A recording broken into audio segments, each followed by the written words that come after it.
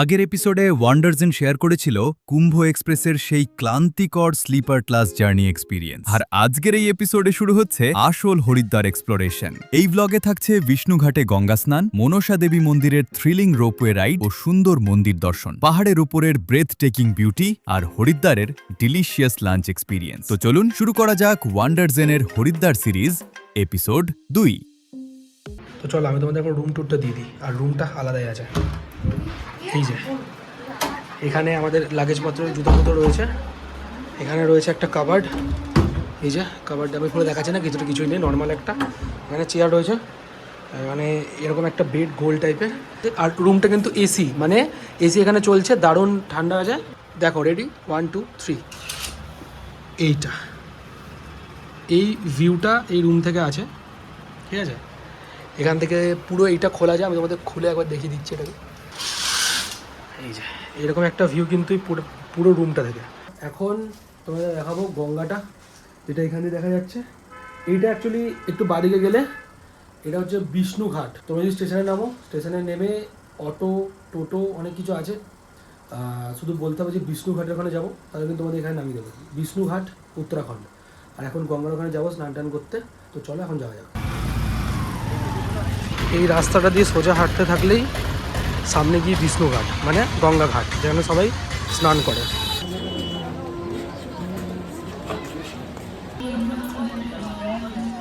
এই যে এটা হচ্ছে ঘাট, বিষ্ণুঘাট। এখানে লেখা আছে বিষ্ণুঘাট। আর এখানেই আমরা চান করবো একটু বাদে।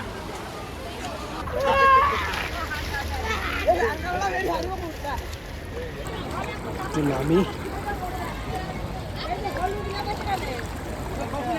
দারুণ লাগছে।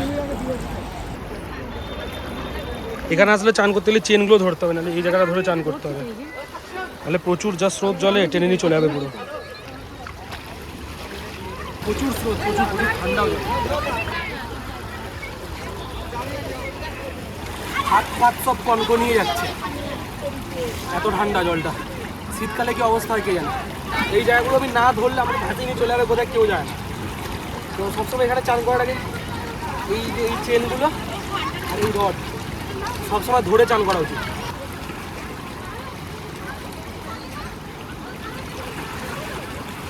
জলটা ঠান্ডা ঠিকই, কিন্তু চান করার একটা আলাদাই মনে।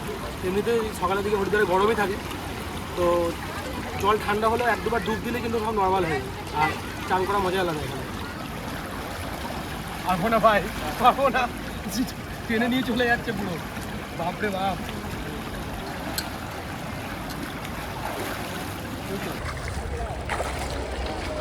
দাদা আমাদের কি যেন খুঁজছে, একটা চশমা পরে, এই সুইমিং চশমাগুলো হয় না, ওইগুলো পরে। নাইস, ভালো সিস্টেম। চশমাগুলোকে নিচে দেখা যায়, আর নিচে কয়েন ফয়েন যেগুলো থাকে সেগুলোকে কালেক্ট করে। এখানে স্ট্রবেরি পাওয়া যাচ্ছে 50 টাকা 250। 250 টাকা। এইটা কত? আর ये प्लेट वाला? हेलो, ये 30 টাকা। 30। सब नहीं काटेगा, थोड़ा काट दीजिएगा, ठीक है। कलरটা दारुण। कहाँ से आता है भैया ये? रुड़की। अच्छा अच्छा, बढ़िया लग रहा है तो देखने में, अभी खा के देखते हैं। ঘরেই নিয়ে চলে এলাম একবারে। তো এটা খেয়ে তোমায় টেস্ট করে বলি। এই যে টেস্ট করি, বেশ ভালো চিলি দেখে মনে হচ্ছে, খেয়ে দেখি।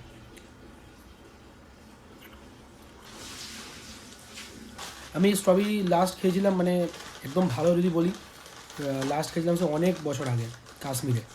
ওই টাইমে, সরি, সিমলাতে খেয়েছিলাম অনেক বছর আগে, 10 বছরেরও হয়তো বেশি হয়ে গেছে।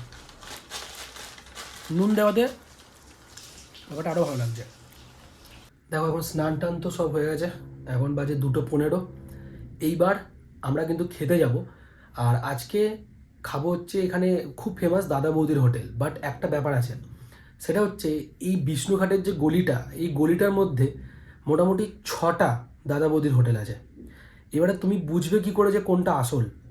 আজকে তোমাদের নিয়ে যাব আসলটাতেই, যেটাকে অ্যাকচুয়ালি আসল বলে। আর 10 বছর আগে যখন আমি এসেছিলাম তখন আমি হোটেলটা দেখেছিলাম, তখন কিন্তু এই এতগুলো হোটেল দাদা বৌদি নামে 6টা ছিল না। আমি এইবার এসে দেখেছি। আর ওই হোটেলটাতে আগেরবার খেয়েছিলাম, ওটাতে খাবার ভালো, আর ওটাই সম্ভবত অরিজিনাল। তো ওটাতেই আজকে যাব, আর তোমাদেরকে আমি খাবার দাবার বলবো টেস্ট কেমন। এই যে এই গলিটাতেই কিন্তু সামনে এগিয়ে গেলে দাদা বৌদির হোটেল, আর এখানে দাদা বৌদির নামে কত যে হোটেল আছে কে জানে।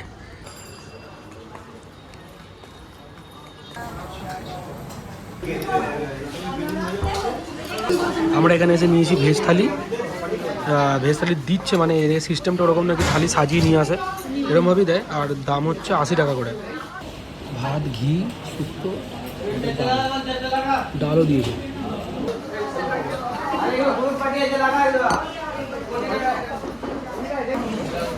শুক্তোটা ভালো, ঠিকঠাক। ভাতটা আর একটু আমি সিদ্ধ করবো। ও তাই ঠিক আছে।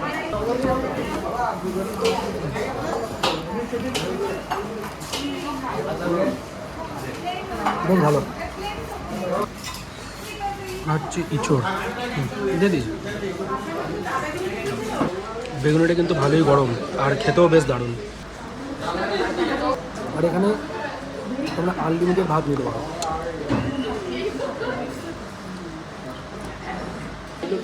শেষ পাতে চলে এসছে চাটনি, পাঁপড় আর টক দই।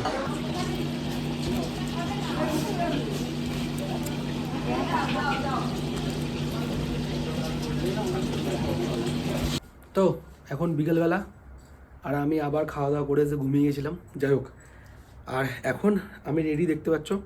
এখন বেরোচ্ছি, মনসা মন্দির যাব। হরিদ্বারে একটা খুব উল্লেখযোগ্য ঘোরার জায়গা, সেটা হচ্ছে মনসা মন্দির, পাহাড়ের উপরে। আর সেটাতেও যেতে হয় রোপওয়ে আর কি। তো যাই, আমি 10 বছর আগে এসেছিলাম হরিদ্বার, তখন রোপওয়ের একটা আলাদা প্রাইস ছিল। এখন কত টাকা ওই টিকিট সেটা গিয়ে বলবো। তো চলো এখন যাওয়া যাক, সময় নষ্ট না করে, লেটস গো।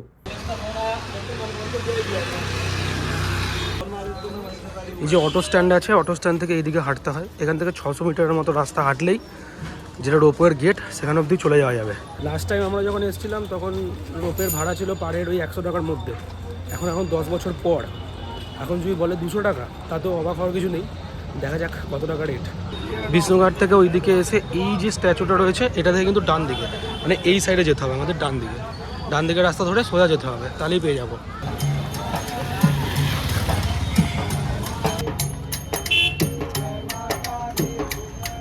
এখানে কিন্তু অজস্র দোকান আছে, মানে এটা পুরো একটা মার্কেট প্লেস।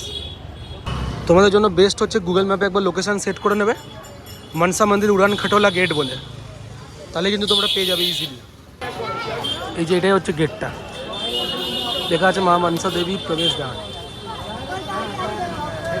এটা দিয়ে হেঁটে যেতে হবে।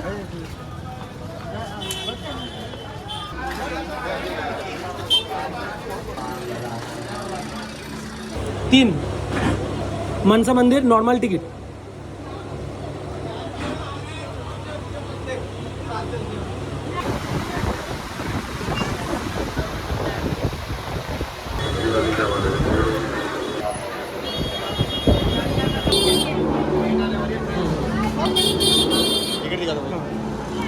तीन जन का 130 টাকা করে per head ticket, up down, মানে ওয়ান ওয়ে নয়, মানে উপরে কি তোমাকে আর টিকিট করাতে হবে না।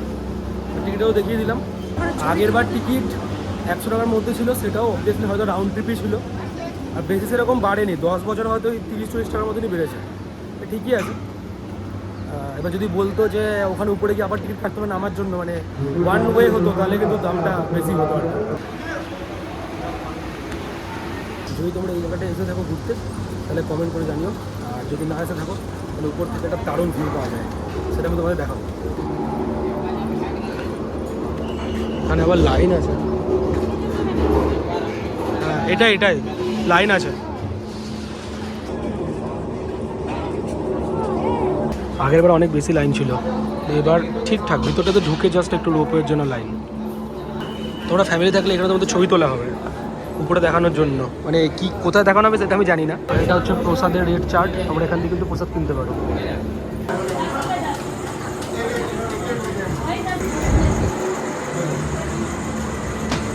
এই একটা কুপন টাইপের দিয়ে দিয়েছে, মানে যখন নিচে নামবো তখন এটা কাউন্টারে দেখাতে হবে, তাহলে যে ফটোটা আমরা তোলালাম সেটা পেয়ে যাবো।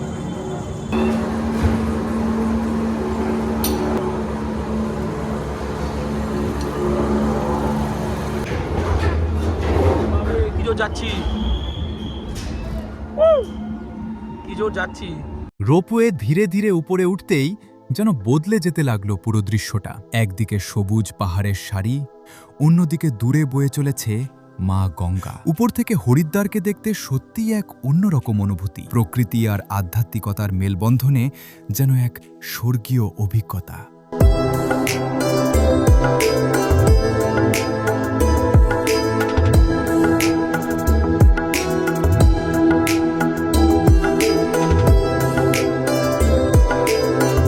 চলে এলাম, এবার নেমে যাবো এখানে।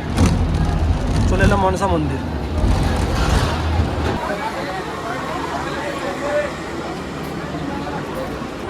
যাওয়ার লাইনে দেখছি ভালোই ভিড় আছে, মানে একটু ওয়েট করতে হবে।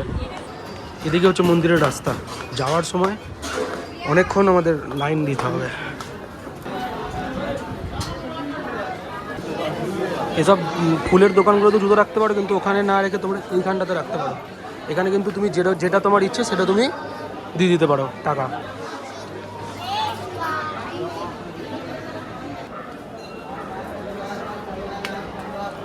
তো ফটোগ্রাফি বন্ধ, সেটা কোনো জায়গায় এখনও দেখিনি আমি, তাই করছি ভিডিওটা।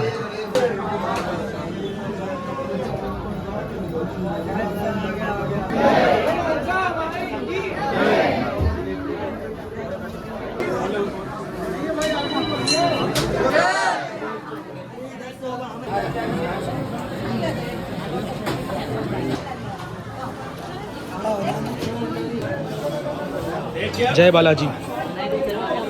এখানটা দিয়ে দেখো,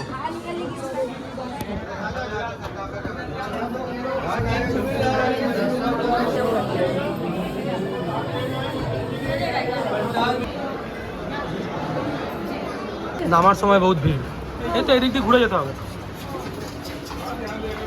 এখানে আবার খাওয়া দাওয়ার দোকানও আছে, রেস্টুরেন্টও আছে উপরে। এই কার্ডটা এখানে দেখাতে হবে এরা, তাহলে এখান থেকে এরকম টাইপের ফটো পাবো। बोला कि वेलकम गिफ्ट है। चॉइस है आपकी, लेना है तो ले सकते हैं, नहीं तो जा सकते हैं सर। ठीक है कंपल्सरी नहीं है। ठीक है नहीं लेना। ওই ফটোটা চার্জেবল, নিচে বললো ওয়েলকাম গিফট। গিফট আবার চার্জেবল কী হয় আমি জানি না। এই লাইন দিয়ে হেঁটে যেতে হবে, ওই লাইন দিয়ে ঘুরে আসতে হবে। বাপরে লাইন, একটা লাইনের গোটাটা কমপ্লিট করে সেকেন্ড লাইনের প্রায় শেষ অবধি চলে এসেছি। আর ওই সাইডের লাইনটা, এই পাশের আমাদের ডান দিকের লাইনটা হচ্ছে লাস্ট লাইন, তাহলে এই রোপের সামনে চলে যাবো। আমি ভেবেছিলাম আর একটাই লাইন আছে, কিন্তু না, এরপরে আরও একটা লাইন আছে অনেক বড়।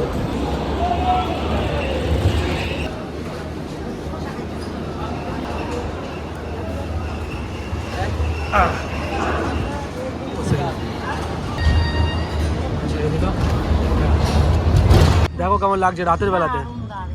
দিনের বেলার সিনটাও দেখালাম, রাতের বেলার সিনটা দেখো শুধু। রাতের বেলা আলাদাই লাগছে।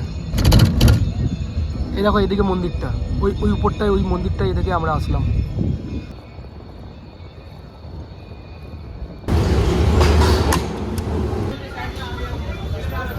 এখানটাতে এত দোকান আছে না, সেল চলছে আবার 50 টাকা করে। তোমরা চাইলে এখান থেকে কিছু কিনতেও পারো। এগুলো কিতনা?